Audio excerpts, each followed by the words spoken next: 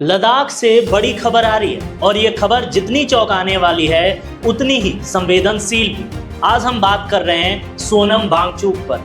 वही वांगचुक जिनका नाम कई प्लेटफॉर्मों पर पर्यावरण, शिक्षा और लद्दाख के हक के आवाज के लिए जुड़ता रहा है। लेकिन अब लद्दाख पुलिस के डीजीपी एसडी सिंह जम्वाल का कहना है कि उनके खिलाफ पाकिस्तान से कनेक्शन होने के आरोपों की जांच चल रही है।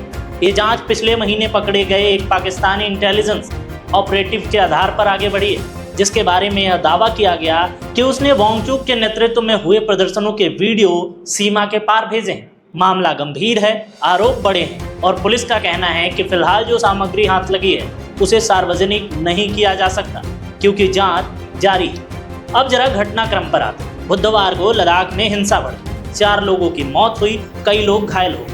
पुलिस चीफ की नज़र में इस हिंसा की चिंगारी भड़काने में सबसे अहम भूमिका सोनम वांगचुक की रही और उनके भाषणों की रही। उन्होंने कहा कि वांगचुक ने अरब स्प्रिंग और नेपाल, बांग्लादेश, श्रीलंका के हालिया अशांति का जिक्र करके भीड़ को उकसाया। ये बेहद गंभीर आरोप है क्योंकि किसी भी लोकतांत्रिक समाज में भाषण और आंदोलन का अधिकार है, लेकिन अगर उस आज़ादी का इस्तेमाल हिंसा भड़काने के लिए हुआ हो तो सवाल उठाना लाजमी है।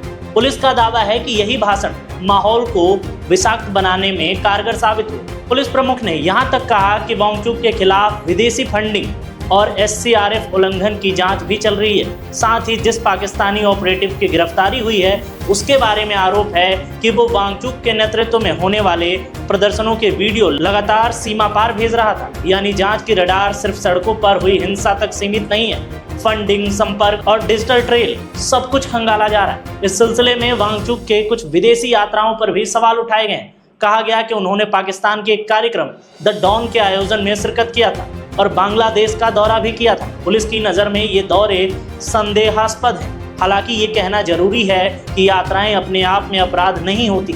सवाल इरादे, संदर्भ और परिणामों का है, जिसका फैसला जांच के आधार पर होगा। लद्दाख की राजनीति और सामाजिक सरोकार के संदर्भ में सोनम वांगचुक कोई छोटा नाम नहीं है। लेह एपेक्स बॉडी और कारगिल डेमोक्रेटिक अलायंस, इन दोनों मंचों के जरिए जो राज्य का दर्जा और छठी अनुसूची की मांग तेज हुई, उस आंदोलन के सबसे जाना पहचाना नाम वांगचुक ही रहे। पुलिस का कहना है कि इसी आंदोलन के मंच को वांगचुक ने हाईजैक करने की कोशिश की और केंद्र और लद्दाख प्रतिनिधियों के बीच चल रहे संवाद को पटरी से उतारने का प्रयास किया। यहाँ एक अहम तारीख भी सामने आती है। केंद्र ने 6 अक्टूबर को बातचीत का नया दौर बुलाया था, यानी बातचीत के दरवाजे खुले हैं। लेकिन आरोप यह है कि ठीक बातचीत से पहले माहौल बिगाड़ने की कोशिश हुई। यहीं पर पुलिस एक और कड़ी जोड़ती है, कहती है कि 25 सितंबर को दोनों पक्षों के बीच एक अनौपचारिक बैठक होनी थी। इसके बावजूद वांगचुक ने अपना भूख हड़ताल जारी रखा और फिर उसके बाद एक दिन पहले सोशल मीडिया पर वीडियो संदेश के जरिए उत्तेजक सामग्री फैलाने के आरोप लगे, जिसके बाद बुधवार को हिंसा फूटी और 4 परिवार अपनी जान से हाथ धो बैठे। सवाल ये भी है कि ये सब क्या एक महज संयोग है या फिर कोई रणनीति? पुलिस की भाषा में इसे डिलिब्रेट अटेम्प्ट कहते हैं, एक सुनियोजित कोशिश। लेकिन याद रखिए, अभी यह जांच का दायरा है। अदालतें ही तय करती हैं कि सच क्या है और दोष किसका है। लद्दाख के उपराज्यपाल कविंदर गुप्ता के उस बयान का भी जिक्र हुआ जिसमें उन्होंने बुधवार को हिंसा और विदेशी साजिशों के संकेत दिए थे। पुलिस के मुताबिक 3 नेपाली नागरिक गोली लगने के बाद अस्पताल में भर्ती हुए थे और कुछ अन्य की भूमिका भी सामने आ रही है।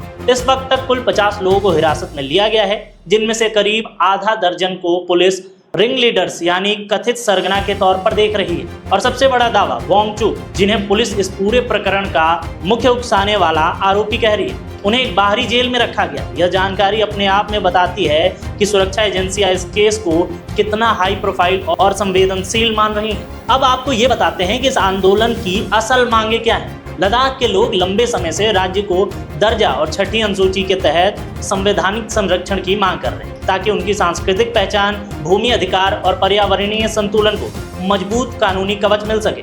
इस मांग के समर्थन में लंबे धरने, पदयात्राएं और भूख हड़तालें हुई।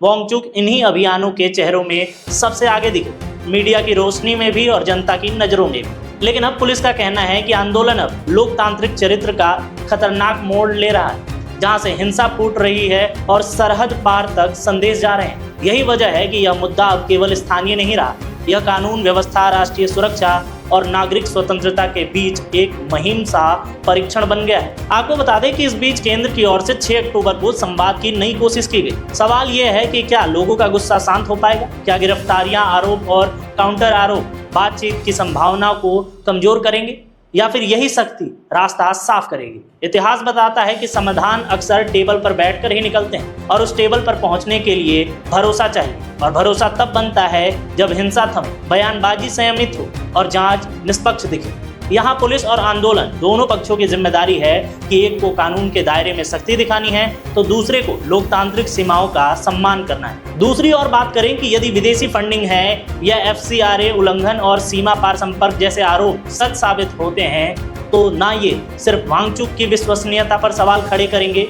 बल्कि पूरे आंदोलन को नैतिक संकट में डाल देंगे। और अगर जांच में आरोप टिक नहीं पाते हैं तो यह सवाल सरकार और एजेंसियों के सामने भी खड़े होंगे कि आखिर इतनी बड़ी कार्रवाई किस आधार पर की गई। इसलिए हर दिशा में इस केस का नतीजा दूरगामी असर छोड़ने वाला है। फिलहाल जमीन की स्थिति यह है कि 50 लोग हिरासत में हैं, कुछ कथित सरगनाओं की पहचान हुई है, 3 नेपाली नागरिकों के होने की बात कही गई है और मुख्य आरोपी के तौर पर जिस शख्स की ओर उंगली उठ रही है वो जेल में है। पुलिस कहती है कि और खुलासे होंगे लेकिन अभी नहीं। ऐसे में हमारी जिम्मेदारी है कि हम तथ्यों का इंतजार करें, शोर में सच्चाई को खोने ना दें और उन परिवारों के दुख को समझे जिन्होंने बुधवार को अपने लोग खोए। आंदोलन, राजनीति, रणनीति सब अपनी जगह है, मगर सबसे पहले इंसानी जान है, शांति है, न्याय है। अंत में आपको ये भी बता दें कि 6 अक्टूबर को अभी भी बातचीत की खिड़की खुली है। अगर दोनों पक्ष राजी होते हैं, विवाद से हटते हैं तो ये सीधे कदम उनके उस खिड़की तक पहुंचाएंगे। क्या लद्दाख अपनी मांगों को संवाद की रोशनी में रख पाएगा? क्या पुलिस अपनी जांच को अदालत में ठोस सबूतों के साथ उतर पाएगी? आने वाले दिनों में इन सारे सवालों के जवाब मिल जाएंगे।